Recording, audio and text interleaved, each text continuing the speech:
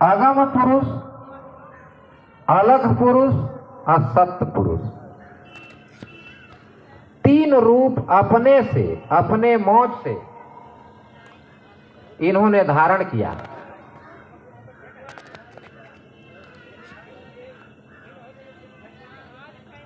और तीन रूप,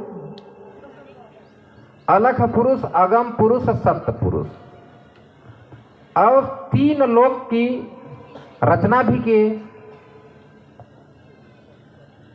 अलग पुरुष, अगम पुरुष, सत्य पुरुष, यानी तीनों पुरुष रूप धारण किए, तो तीन मंडल भी बनाए वहां रहने के लिए। और सतपुरुष भगवान, अलग पुरुष, अगम पुरुष, सत्य पुरुष, सतपुरुष भगवान ने क्या किए कि फिर 16 पुत्र पैदा किए पुरुष रूप में, और एक स्त्री रूप में शक्ति पैदा किए, चाहे उसको पुत्री मान लीजिए चाहे शक्ति मान लीजिए। उस शक्ति का नाम आद्या महाशक्ति, उसी को गायत्री कहते हैं, उसी को सावित्री कहते हैं। तो स्त्री रूप में जो शक्ति पैदा किए उनका नाम आद्या महाशक्ति, और पुरुष रूप में जो 16 पुत्र पैदा किए, 16 में 12 का भेद छुपा दिए और 4 का भेद खोले।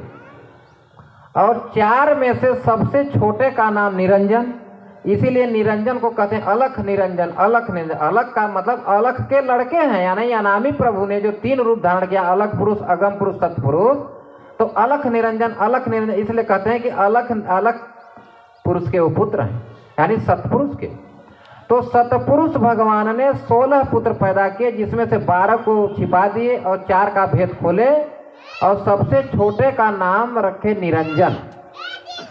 और आद्या महाशक्ति, निरंजन को और आद्या महाशक्ति को सतपुरुष भगवान ने सतलोक मंडल से एक रस्सी में बांधकर नीचे झुला दिए। जब नीचे झुला दिए, यानी 2 पलड़े में, जैसे तराजू में 2 पलड़ा होता है, पकड़ने वाला मुट्ठी एक होता है, वहीं से पकड़ के नीचे झुला दी। दाहिने तरफ की पलड़े में निरंजन भगवान बैठे हैं और बाएं तरफ की पलड़े में आद्या महाशक्ति बैठी। कई वर्ष जब बीत गया तो निरंजन भगवान देखें कि हम लोगों को नीचे झुला दिए और हम लोग यहाँ टगे टगे क्या करें, न किसी संसार की रचना हुई, न आकाश, न पाताल, न मृतलोक। निरंजन भगवान आंख बंद करके अपने पिता यानी सतपुरुष भगवान का ध्यान लगाए। जब ध्यान लगाए तो ध्यान यानी कुछ चीज सोचने लगे। सोचते सोचते उनके मन में ये विचार आ गया कि अब हम अपने पिता को खुश करेंगे और खुश करके हम जीव को मांगेंगे, और जीव मांग करके मैं एक संसार का रचना करूंगा और उस संसार का नाम रहेगा मृतलोक। अब मृतलोक की रचना करने के लिए उन्होंने तपस्या बढ़ा दिया अपने पिता की, और जब कई हजार वर्ष तक जब नाम जपते रहे, तपस्या करते रहे, तो यही प्रभु सतपुरुष भगवान कहें कि चले अब मेरा छोटा पुत्र निरंजन इतना कठिन तपस्या क्यों कर रहा है। सतपुरुष भगवान ने निरंजन के पास आए, बोले निरंजन मेरा पुत्र, तुम इतनी अखंड तपस्या क्यों कर रहे हो। बोले पिताजी आप हम दोनों को नीचे झुला दिए, यहाँ किसी संसार का रचना यानी रचना हुआ नहीं, न आकाश, न पाताल, न मृतलोक। अब हम यहाँ टगे टगे क्या करें, तो हमारे मन में इच्छा हो गया, उसी इच्छा को लेकर हमने तपस्या शुरू किया। बोले कि तो बताओ कौन सी इच्छा जाग गई तुम्हारे अंदर, क्या तुम मांगना चाहते हो। बोले पिताजी है तो आपके पास भंडार, लेकिन मैं ऐसे नहीं मांगूंगा क्योंकि आप देंगे ही नहीं। बोले अरे तुम मेरे छोटे पुत्र हो और तुमको ऐसा कौन सा वस्तु है जो नहीं देंगे। बोले पिताजी आप नहीं देंगे, अगर आप देना चाहते हैं तो पहले आप वचन दीजिए, 2 वचन। बोले ठीक है मैं वचन देता हूं, तुम जो मांगोगे मैं दूंगा। अब ठीक वही जैसे त्रेता में राजा दशरथ अपने कैकेयी को सेवा बस की मोह में आकर 2 वचन दे दिए, तो वो वचन में जब समय आया तो राम को वनवास है और भरत को राजगद्दी मांग ली, और उसी की विरह में तड़प तड़प कर राजा दशरथ ने अपना प्राण त्याग दिए। वही संकट उस अनामी प्रभु के पास आने जा रहा है, यानी आने वाला है। उन्होंने कहा कि ठीक है, तुम्हारे तपस्या से हम खुश हो गए हैं, चलो तुम मांगो, हमने 2 वचन तुमको दे दिया, 2 वचन तुम मांग लो।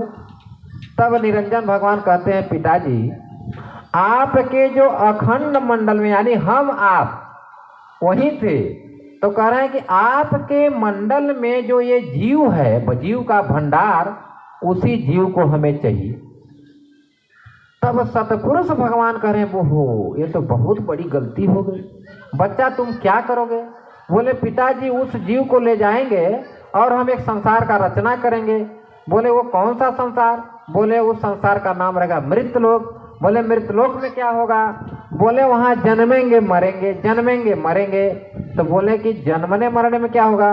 बोले जन्मत मरत यतः नीत दुख होई। बोले पिताजी वहाँ जन्मने मरने बहुत तकलीफ होगा। बोले कि तब तो यहाँ जीवात्मा सुख में अमृत पी रहा है, न जन्म न मरण न पाप न पुण्य, तो वहाँ तो तुम फंसा दोगे ले जाके। बोले पिताजी आप वचन दे ही दिए हैं, एक बार हमें जीव को दे दीजिए, वहाँ हम जीवों को रहने के लिए इतनी बढ़िया व्यवस्था बनाऊंगा कि वो आपके यहाँ जो अखंड मंडल का सुख है उस सुख को भूल जाएंगे। बोले इतना बढ़िया तुम सुख दोगे? बोले हाँ पिताजी। बोले अगर तुम इतना बढ़िया हमारे जीव को तुम सुख दोगे तो तुम्हारा आज से नाम हो रहा है निरंजन भगवान। भगवान की पदवी दे दी गई इसलिए कि तुम मेरे जीव को तुम वहाँ सुख दोगे, दुख नहीं दोगे। जैसे बिटिया का जब विदाई होता है तो दामाद को बोलते हैं दामाद राजा, और दामाद का पैर भी छूते हैं। क्यों? क्योंकि हमारी बिटिया रानी को जब अपने घर ले जाएंगे तो वहाँ सुख देंगे, और वही दामाद अगर दुख देने लगे तब तो FIR हो जाएगा, तब तो काल हो जाएगा, दुश्मन हो जाएगा। उसी तरह निरंजन को कहें निरंजन तुम मेरे जीव को ले जा रहे हो तो तुम वहाँ सुख दोगे, तो तुम्हारा नाम आज से निरंजन भगवान। बोले ठीक है, तुमको मैं अब जीव को दे रहा हूँ। तो जीव बेचारा रोने लगा, हम आप रोने लगे। जैसे बच्ची की विदाई होती है तो बच्ची रोती है, रोती इसलिए है कि भाई हम दूसरे के घर में जाएंगे, क्या खाएंगे, क्या पिएंगे, किसके साथ कैसा व्यवहार करेंगे। दूसरे के घर में हमने 18 साल 20 साल यहाँ मैके में बिताए, और यहाँ से अचानक दूसरे के घर में जाएंगे, किसके साथ कौन हम कैसा व्यवहार कर पाएंगे, वो कैसा व्यवहार करेगा। तो बच्ची रोती है। तो घर वाले कहते हैं बच्ची जाओ तुम, हम चौथे दिन चौथ के रूप में आएंगे और तुमको लेके घर आएंगे। बच्ची चिंता मत करो, हम तुम्हारे साथ हैं। उसी तरह जब जीवात्मा रोने लगी, हे प्रभु आप हमें दूसरे के हाथ में सौंप रहे हैं, तो प्रभु कहने लगे कि हे मेरे प्यारे जीव तू जाय रहे परदेश, संत सतगुरु के नाम को रटते आना देश। हे मेरे प्यारे जीव तू जाय रहे परदेश, संत सत गुरु के नाम को रटते आना देश। के हे मेरे प्यारे जीव तुम परदेश जा रही हो, लेकिन मैं जब देखूंगा कि तुम्हारे ऊपर अत्याचार अनाचार जब होने लगेगा तो मैं संत सतगुरु का रूप धारण करके आऊंगा, और मैं एक रस्सी एक डोरी पकड़ाऊंगा, नाम की डोरी। उसी नाम के डोरी को पकड़कर तुम चले आना। तब तक निरंजन भगवान कह रहे हैं कि प्रभु अभी दूसरा वचन तो बाकी है। बोले क्या? बोले कि दूसरे वचन में, यानी जब आप हमारे देश में मृतलोक में आएंगे मनुष्य शरीर धारण करके, तो हमारे सामान को जो उपयोग करेगा उसको आप हाथ नहीं लगाएंगे।